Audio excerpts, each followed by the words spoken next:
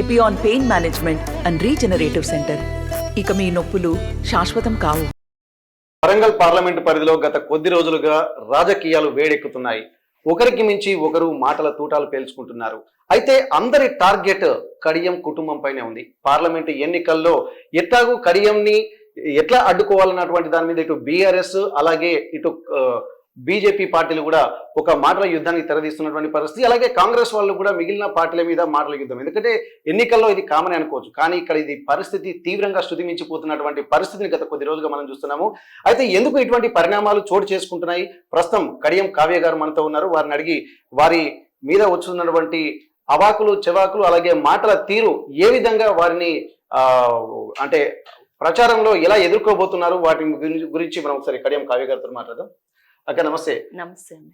ప్రస్తుతానికైతే చూస్తున్నారు మీరు రాష్ట్ర రాజకీయాలలో వరంగల్ అనేది ఒక సెకండ్ క్యాపిటల్ గా మనం చూడొచ్చు. అందరి దృష్టి కూడా వరంగల్ పైనే ఉంటుంది, వరంగల్ పార్లమెంట్ పరిధిలో. అందులో కడియం గారంటే ఒక రకమైనటువంటి ఇంప్లిమెంట్ ఒక ఇన్స్పిరేషనల్ గా మా మంత్రిగా పనిచేశారు. అలాగే 10 ఏళ్ళు ఉమ్మడి వరంగల్ జిల్లాకి కాకుండా రాష్ట్ర రాజకీయాల్లో క్రియాశీలక పాత్ర పోషించినటువంటి కుటుంబంగా మనం చెప్పుకోవచ్చు. ఇప్పుడు అందరి టార్గెట్ కడియం కావ్య గారు పార్లమెంటులోకి రాగానే, పార్లమెంటు పరిధిలోకి ఎన్నికల్లోకి రాగానే ఎందుకు ఒకేసారి దాడి ముమ్మరం అవుతుందని అనుకుంటున్నారు? అంతకుముందు మన గత పార్టీలో చూసుకున్నట్లయితే అసెంబ్లీ ఎలక్షన్స్ అయిపోయినాక కాంగ్రెస్ ప్రభుత్వం ఏర్పడినాక కడియం శ్రీహరి గారినే వాళ్ళ తరఫున మాట్లాడే వ్యక్తిగా నిల్చోబెట్టారు. అది అసెంబ్లీలో కావచ్చు, బయట కావచ్చు. సో వాళ్ళకు ఒక స్ట్రాంగ్ వాయిస్ ఇచ్చింది కడియం శ్రీహరి గారే. ఇప్పుడు అలాంటి వ్యక్తి, ఒక బలమైన అభ్యర్థి, బలమైన నేత బయటికి వెళ్ళడంతో వాళ్ళు చాలా బలహీనపడిన సంకేతాలు వెళ్తాయి అన్న ఉద్దేశంతో ఆల్రెడీ బలహీనపడింది. మేము వెళ్ళక ముందు కూడా చాలా మంది, ప్రతి నియోజకవర్గంలో కూడా అనేక మంది కార్యకర్తలు, కార్పొరేటర్లు, చైర్మన్ పదవులు అనుభవించిన వాళ్ళు అందరూ కూడా షిఫ్ట్ అయ్యారు కాంగ్రెస్కి. అలాంటి టైంలో ఇంకా బలహీనపడుతుంది అన్న భయంతో ఏదైతే వాళ్ళు మిగిలిపోయిన 6-7 మంది శాసనసభ్యులు కానీ, అంటే మాజీ శాసనసభ్యులు కానీ, అంతకుముందు అంటే ఇట్లా ఈ పెద్ద క్యాడర్ ఉంది కదా పెద్దవాళ్ళు, వాళ్ళందరూ కూడా టార్గెట్ చేయడం జరుగుతుంది. ఎందుకంటే వాళ్ళ ఉనికిని కాపాడుకోవడానికి మాత్రమే మా మీద ఇట్లాంటి మాట్లాడుతున్నారు. అయితే కడియం శ్రీహరి గారు ఒక మాట చెప్పారు, ఏంటంటే అభివృద్ధిని దృష్టిలో పెట్టుకుని ఏ పార్టీ ద్వారా అభివృద్ధి జరిగితే నియోజకవర్గ ప్రజలు అలాగే నా ప్రాంతాల్లో నన్ను నమ్ముకున్నటువంటి వ్యక్తుల కోసము నేను అభివృద్ధిని దృష్టిలో పెట్టుకుని వెళ్తాము. ఇవాళ రేపు పార్టీలు మారడం అనేది అన్నిటిలో కామన్ అయిపోయింది కాబట్టి ఎవరి ద్వారా అభివృద్ధి జరుగుతుందో దాన్ని దృష్టిలో పెట్టుకుని వెళ్తున్నారు. అప్పుడు బీఆర్ఎస్ అనేది అధికారంలో ఉంది, దాని ద్వారా ఇప్పుడు కాంగ్రెస్ ద్వారానే అవుతుంది అన్నటువంటి దీని ద్వారా చెప్పి కడియం శ్రీహరి చెప్తున్నారు. కానీ పార్టీని నమ్ముకున్నటువంటి కార్యకర్తలను ద్రోహం చేయడమే అన్నటువంటి ఒక ఆక్రోశం మాత్రం ఇటు బీఆర్ఎస్ వర్గాల్లో బాగా ఉంది. ఎందుకంటే కడియం శ్రీహరి గారు వచ్చిన తర్వాత తమ పార్టీ బలోపేతమైనటువంటి ఒక స్ట్రెంగ్త్ అండ్ మైండ్ సెట్ తోటి వాళ్ళు ఉండే, కానీ అది ఒక్కసారిగా కడియం శ్రీహరి గారు టికెట్ కేటాయించిన తర్వాత కూడా మళ్ళీ కాంగ్రెస్ లోకి రావడాన్ని వాళ్ళు జీర్ణించుకోలేకపోతున్నారని మనం భావించవచ్చా? అసలు దాన్ని మనం ఎట్లా చూడొచ్చు?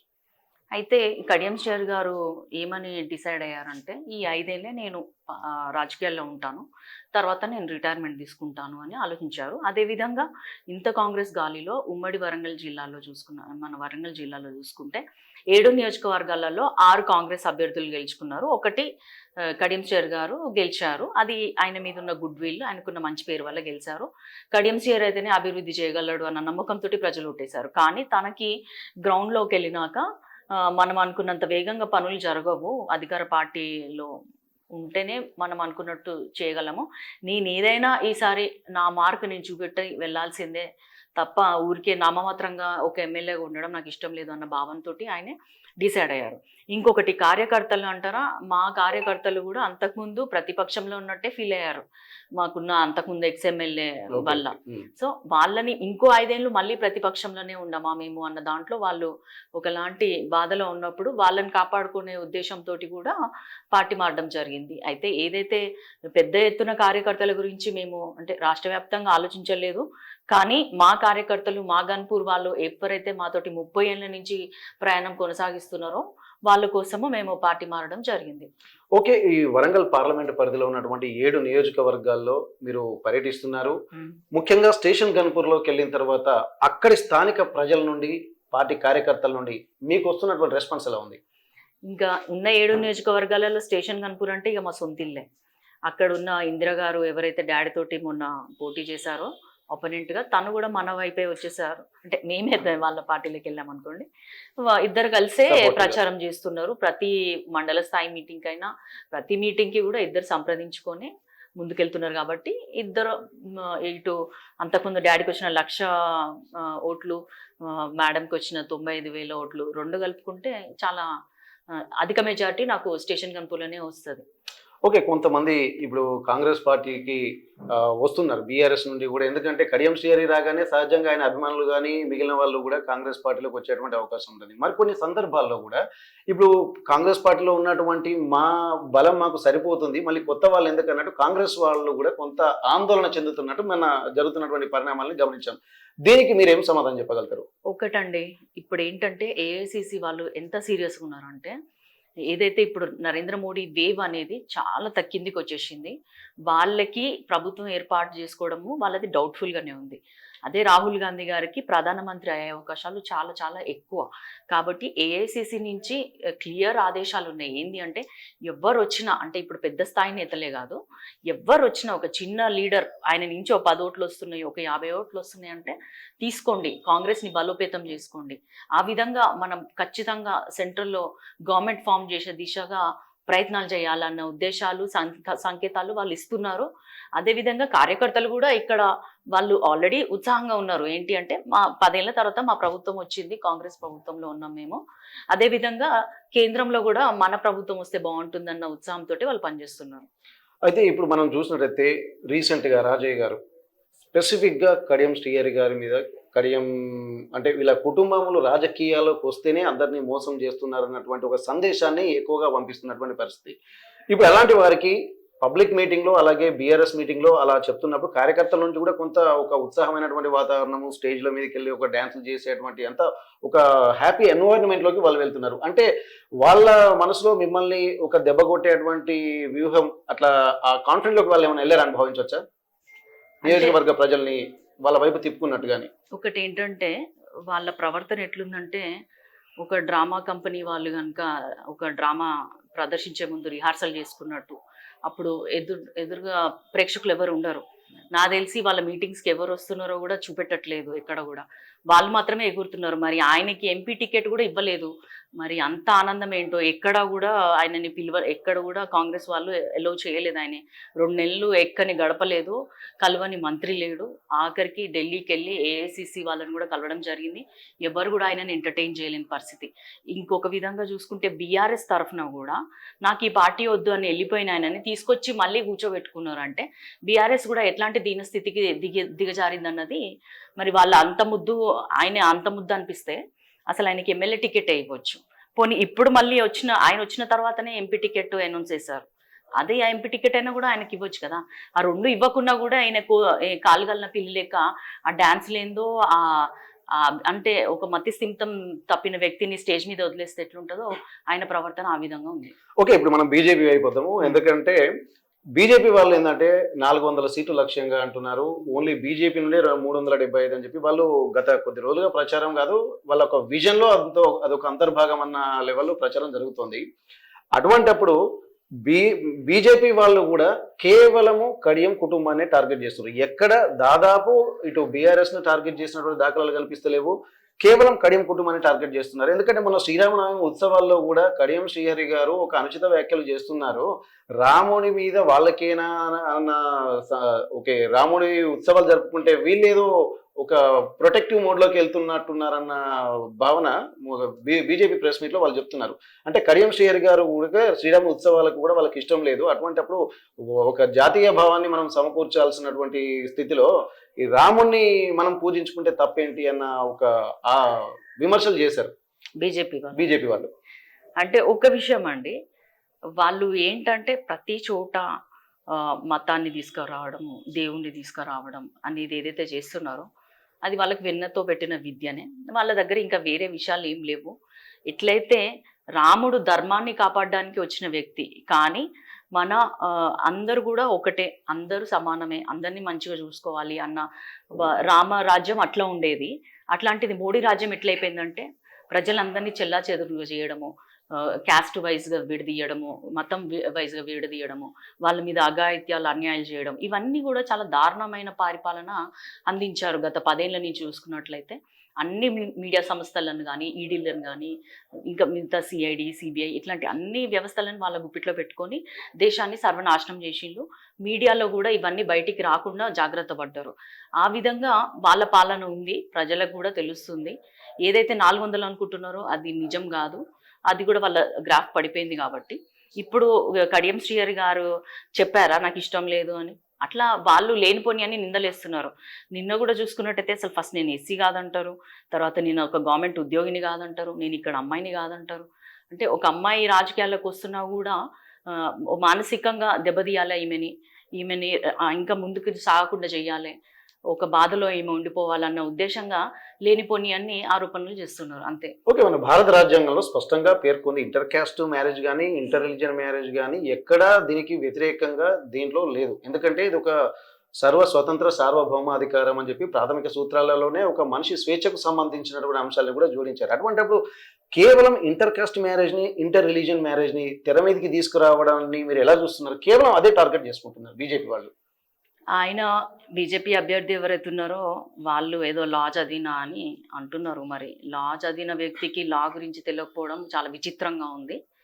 ఒకటి, నేను స్పెషల్ మ్యారేజ్ యాక్ట్ ప్రకారం పెళ్లి చేసుకోవడం జరిగింది. దాంట్లో ఎవరిది వాళ్ళకు ఉంటుంది, రిలీజియన్ ఫాలో అవ్వచ్చు. క్యాస్ట్ అనేది అసలు మారదు, ఫస్ట్ పాయింట్ అది. మన పుట్టుకతో వచ్చిన క్యాస్ట్ చనిపోయే వరకు అదే క్యాస్ట్ ఉంటుంది అన్నది ప్రతి ఒక్కరికి తెలిసిన విషయమే. కానీ మనుషుల్ని కులాలుగా, మతాలుగా విడదీసి రాజకీయాలు చేసి ఏదో గెలుద్దామన్న దురుద్దేశంతో వాళ్ళు ఉన్నారు. కాబట్టి ఇట్లాంటివి బయటికి తీయడం సర్వసాధారణం.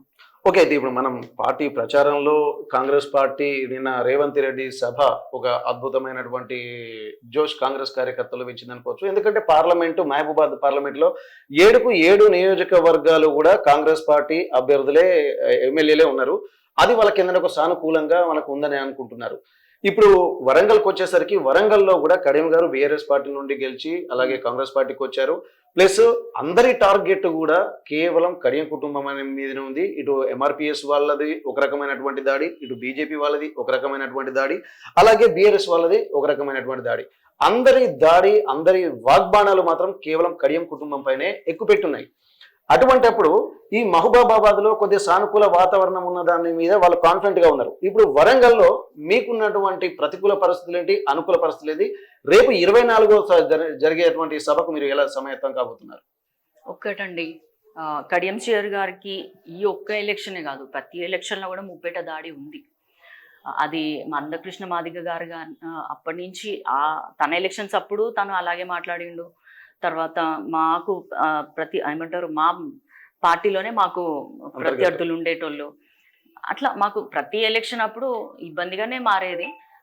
అవన్నీ తట్టుకొని బయటికి రావడానికి కేవలం అది కడియం శ్రీహరి గారి మీద ఉన్న గుడ్ ఇమేజ్, క్లీన్ ఇమేజ్, ఎటువంటి ఎవరికి అన్యాయం చేయలేదు, అవినీతి ఆరోపణలు ఎదుర్కోలేదు. ఇవి ఒక ఎత్తు అయితే, ఇప్పుడు మన రాష్ట్రంలో చూసుకున్నట్లయితే 6 గ్యారెంటీల అమలు రేవంత్ రెడ్డి గారు చాలా సక్సెస్ఫుల్గా, ఎన్ని అప్పులు ఉన్నా కూడా రాష్ట్రంలో అవి ముందుకు తీసుకురావడము, ఇనాగ్రేట్ చేయడం జరిగింది. అదొకటి మనకి హెల్ప్ అవుతుంది. ఇంకొకటి, మన వరంగల్ పరిధిలో ఉన్న 7 నియోజకవర్గాలు మొత్తం కాంగ్రెస్ వాళ్ళే కాబట్టి వాళ్ళందరూ కూడా మొన్ననే గెలిచిండ్రు కాబట్టి ఆ జోష్ వాళ్ళలో ఉంది, కార్యకర్తల్లో ఉంది. ప్రతి ఒక్కరు కూడా కాంపిటీషన్గా తీసుకుంటున్నారు. 30,000 మెజారిటీ వచ్చిన వాళ్ళు 60,000కి తెస్తాం ఈసారి, మాకంటే డబ్బులు తెస్తాము ప్రతి చోట అన్న దాంట్లో. 20,000 వచ్చిన వాళ్ళు 40,000 తెస్తాము. ఇప్పుడు మన సత్యన్న ఉన్నారు భూపాలపల్లి, ఆయన 1,00,000 తీసుకొస్తా అంటున్నారు. మన యశస్విని రెడ్డి గారు కూడా చాలా ఉత్సాహంగా నాకు వచ్చినట్టే రావాలి అక్కకు కూడా అన్న పట్టుదలతోటి ప్రతి ఒక్కరు పనిచేస్తున్నప్పుడు మనం వెనుకకు చూసుకోవాల్సిన అవసరం లేదు, విజయం మనదే అవుతుంది ఖచ్చితంగా. అవే మా బలాలు కూడా. ఓకే, ఇప్పుడు 24న రేవంత్ రెడ్డి గారి జోష్ తో జరిగేటువంటి సభకు సమాయత్తం ఎలా అవుతున్నారు? అసలు మళ్ళీ 7 నియోజకవర్గాల అటువంటి ఎమ్మెల్యేలతో పాటు ఇక్కడ ఉన్నటువంటి మీ బలాబలాన్ని ఎలా ఆ సభకు సమీకరించాలనుకుంటున్నారు? ఒకటండి, ఫస్ట్ నేను ఇక్కడ టికెట్ తీసుకొని నాకు కొన్ని రోజులకి చూశాను. కాంగ్రెస్లో ప్రతిదీ కూడా ఒక ఫేజ్ వైజ్ మేనర్ ఉంటుంది. ఓ యూత్ వింగ్ ఉంటుంది, మహిళా వింగ్ ఉంటుంది, ప్రతిదీ కూడా ప్లాన్డ్గా ఉంటుంది, సోషల్ మీడియా వింగ్. ఈ విధంగా ప్రతి ఒక్కరు వచ్చి మనల్ని సంప్రదించడము, మనం తీసుకోవాల్సిన జాగ్రత్తలు ఏంటి, మనం ఏం చేయాలి, ఇట్లాంటివన్నీ ఇన్పుట్స్ వాళ్ళు ఇస్తున్నారు, మనం చేయాల్సినవి మనం చెప్తున్నాం. అదేవిధంగా ఇప్పుడు ఈ రేవంత్ రెడ్డి గారు రాబోతున్న నా నామినేషన్ సభకి ఆల్మోస్ట్ 75,000 to 80,000 అంటే నియోజకవర్గం నుంచి 10,000 మందిని మనము తీసుకురావడానికి డిసైడ్ అయిపోయినాము. ఆ విధంగా అది కూడా భారీ ఎత్తున ఏర్పాట్లు చేస్తున్నాము. సభ కూడా సక్సెస్ఫుల్ అవుతుంది. ఓకే, ఇప్పుడు ఆర్టీవీ వేదికగా మీరు ఇప్పుడు వరంగల్ పార్లమెంటు పరిధిలో ఉన్నటువంటి ప్రజలకి ఇప్పుడు మీరు ఏం చెప్పదలుచుకున్నారు? ఏ సమస్యలు అసలు వరంగల్కు ఉన్నాయనుకుంటున్నారు? పార్లమెంటు పరిధిలో మీరు వాటిని లీడ్ చేద్దామని చెప్పి అనుకుంటున్నారు? ఎటువంటి భరోసా ఇవ్వదలుచుకుంటున్నారు మీరు? వరంగల్ ప్రజలకి, లోక్సభ నియోజకవర్గ పరిధిలో ఉన్న ప్రజలందరికీ కూడా, ముఖ్యంగా మహిళలకి, ఎందుకంటే మహిళా ఓటర్లు ఎక్కువ ఉన్నారు వరంగల్ జిల్లాలో. 35 ఏళ్ళు తర్వాత ఒక మహిళకి ఎంపీ ఇక లోక్సభకి వెళ్ళే అవకాశం వచ్చింది కాబట్టి అంతకుముందు డాక్టర్ కల్పనాదేవి గారు చేశారు ఎంపీగా, తర్వాత ఆ అవకాశం నాకే వచ్చింది, డాక్టర్ కడియం కావ్యకి. సో మహిళగా మీ ముందుకు వస్తున్నాను. మహిళా సమస్యలపైన అంతకుముందు గత 8 ఏళ్ల నుంచి కూడా నేను ఎన్నో కార్యక్రమాలు చేశాను. తర్వాత హెల్త్ పైన, వాళ్ళ బాలికల చదువు, భద్రత, ఇట్లాంటి అనేక అంశాలపైన నాకు పూర్తి అవగాహన ఉంది. వాటిపైన పోరాడుతూనే నేను అనేక యాక్టివిటీస్ చేయడం జరిగింది. సో ఫస్ట్ నా ప్రయారిటీ మహిళా సమస్యలు, వాళ్ళ అభివృద్ధి అనేదే నా మెయిన్ టార్గెట్. తర్వాత మన యువతకి ఒక ఉపాధి మార్గం వెతకడము. తర్వాత ఇంకొకటి, మనం కొత్తగా వెళ్ళే దానికంటే ముందు ఇక్కడ ఉన్న పెండింగ్ ఇష్యూస్ చాలా ఉన్నాయి. మనది రైల్వే జంక్షన్ చాలా పెద్దది మన తెలంగాణలో. దాన్ని డివిజన్ గా అప్గ్రేడ్ చేయడం ఒకటి, railway coach factory, leather park, తర్వాత అండర్ గ్రౌండ్ డ్రైనేజ్ సిస్టమ్ ఏదైతే ఇంకా పెండింగ్ గానే ఉంది, అవన్నీ ఫస్ట్ ఫేజ్ లో అవన్నీ క్లియర్ చేయడానికి నేను ట్రై చేస్తాను. మిగతా విషయాలు ఐటీ హబ్ గా కూడా డెవలప్ చేసుకునే అవకాశం ఉంది వరంగల్లో. ఇట్లాంటి అనేక విషయాలు. తర్వాత ఏమంటారు, నియోజకవర్గాల వారీగా కేంద్రం నుంచి వచ్చే నిధుల్ని వాడుకొని ఏ విధంగా ముందుకెళ్ళొచ్చు అనేది అక్కడ ఉన్న ఎమ్మెల్యేలతోటి నేను మాట్లాడి సంప్రదించి నేను అభివృద్ధి చేసే దిశగా పనిచేస్తాను. అయితే ఇక్కడ మనం ఒక విషయం గమనిద్దాం. మీరు ఎట్లాగూ పార్లమెంట్ పరిధిలో అంటున్నారు కాబట్టి బీజేపీలో ఉన్నటువంటి కేంద్ర ప్రభుత్వము ఒకటి హెరిటేజ్ సిటీ, అలాగే ఇప్పుడు కొన్ని సెంట్రల్ గవర్నమెంట్ సంబంధించింది పెట్టారు, అమృత్ అని, స్మార్ట్ సిటీ అని చెప్పి అన్నారు. ఆ నిధులు కూడా సరిగా బీఆర్ఎస్ ప్రభుత్వంలో వాడుకోలేకపోయారని చెప్పి అంటున్నారు. అటువంటప్పుడు ఎక్కడ ఉన్నటువంటి వాళ్ళకి ఏంటంటే ఒక యునెస్కో గుర్తింపు పొందినటువంటి రామప్పలో అభివృద్ధి కార్యక్రమాలు ఎక్కడ జరిగినట్టు కనిపించట్లేదు, అలాగే 1000 పిల్లర్ టెంపుల్ ఎక్కడ అభివృద్ధి జరిగినట్టు కనిపించట్లేదు. అలాగే ఇప్పుడు వరంగల్లో ఉన్నటువంటి కాకతీయ పరిపాలన కేంద్రమైనటువంటి ఆ ప్లేస్ కూడా అసలు అంతకుముందు ఎట్లా ఒక గ్రీనరీ ఏర్పాటైనట్టుంది, కానీ దాని మీద ఒక శ్రద్ధ పెట్టినట్టు ఏం కనిపించట్లేదు. దీని మీద మీరు ఏమైనా స్పెసిఫిక్ గా ఫోకస్ పెట్టేటువంటి అవకాశం ఉంది? ఎందుకంటే కొన్ని రాష్ట్రాలు, కేవలం గుజరాత్ లాంటి రాష్ట్రాలు ఇప్పుడు అయోధ్యలో ఒక రామాలయం కట్టడం వల్ల ఒక పర్యాటకంగా ఎంతో అభివృద్ధి చెందింది.